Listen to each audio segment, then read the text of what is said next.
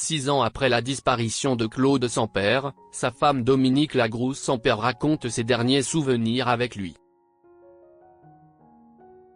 Invitée à parler pour le média Mesdames, Dominique Lagrousse-Sampère est revenue sur ses derniers souvenirs avec son défunt mari Claude Sampère, décédé en 2019 d'une tumeur cancéreuse très agressive.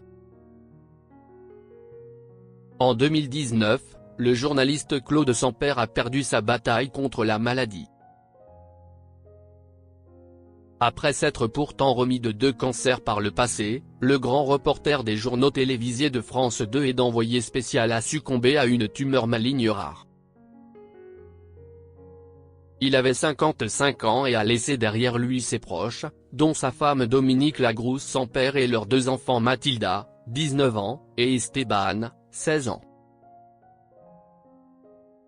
Près de 6 ans après la disparition de son époux, celle qui a également été journaliste, notamment pour le Trésor de TF1 avec le regretté Jean-Pierre Pernaut, a témoigné de son histoire pour le média Mesdames.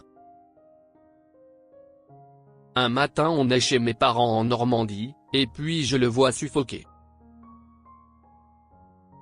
Évidemment, pompiers, hôpital, une biopsie de ses poumons est faite et là il y a des petites taches qui apparaissent.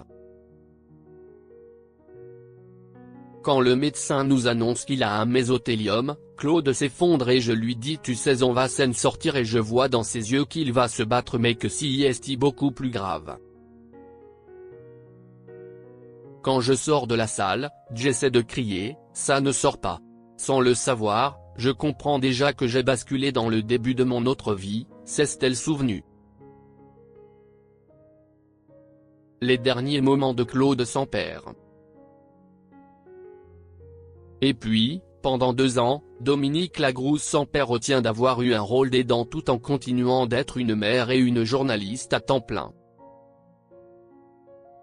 Moi je suis à l'antenne donc je dois faire bonne figure, souligne-t-elle. Dans l'intimité, les sourires s'effacent et laissent davantage place aux cris, nausées, larmes, jusqu'au silence.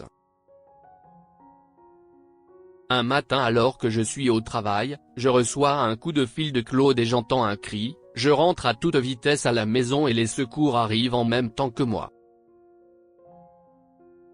Claude est dans notre chambre, sur le lit allongé et je le vois avec un masque à oxygène et les médecins me font comprendre qu'il faut le plonger dans un coma pour pouvoir l'emmener à l'hôpital.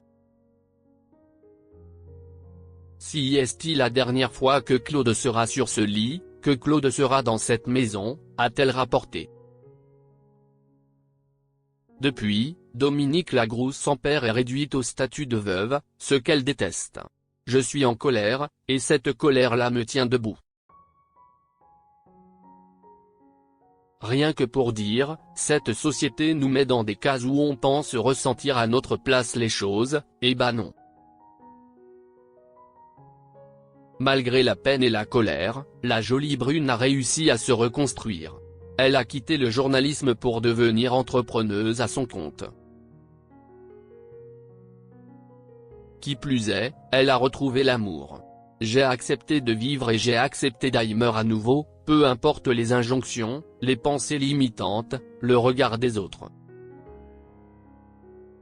À 50 ans, je suis une femme qui renaît tout simplement, a-t-elle conclu son témoignage.